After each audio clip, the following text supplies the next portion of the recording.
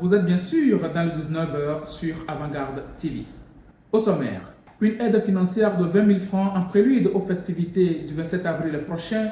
Nous vous en dirons beaucoup plus dans cette édition. Commune Agonive 4, un pseudo-conseiller du président du conseil arrêté.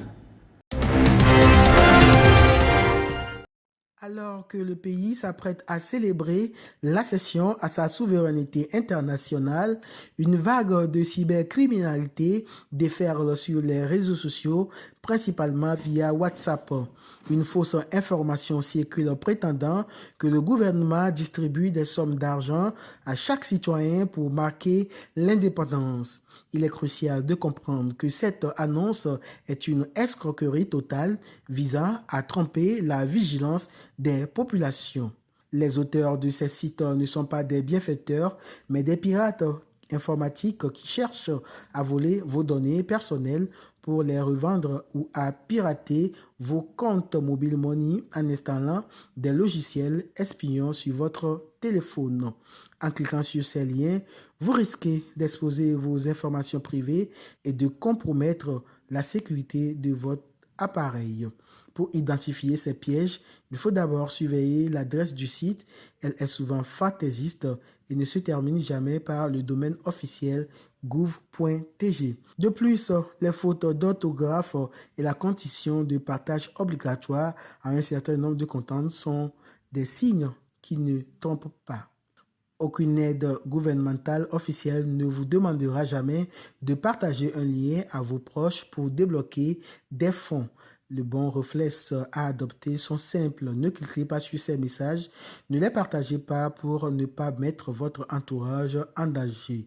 La vigilance est la meilleure arme contre la cybercriminalité. Ne laissez pas des escrocs profiter de notre fête nationale pour vous dépouiller. Allant plus loin dans les arnaques, certains utilisent des profils usurpés, se faisant passer pour le conseiller du PCM.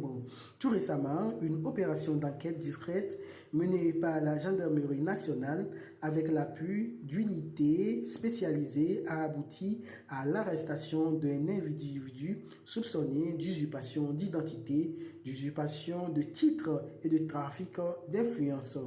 Le suspect, identifié comme Mapaou Yao, se serait indûment attribué la fonction de conseiller du président du conseil. En se prévalant de ce statut fictif, il aurait intimidé plusieurs citoyens et exercé des pressions sur des acteurs locaux, notamment dans le cadre de litiges fonciers au sein de la commune de Toglé-Kopé. Une enquête déclenchée par une alerte citoyenne, l'affaire aurait été révélée à la suite d'une alerte lancée par des riverains inquiets face à des comportements jugés suspects. Sans bruit ni exposition médiatique, les autorités compétentes ont engagé une enquête approfondie. Celle-ci a permis de réunir des éléments faisant état d'actes présumés, intimidation, de menaces verbales et d'usage de faux documents administratifs. L'usurpation d'identité d'un agent public est un délit grave puni par le code pénal togolais. Ne devenez pas la prochaine victime de cette mise en scène bien rodée.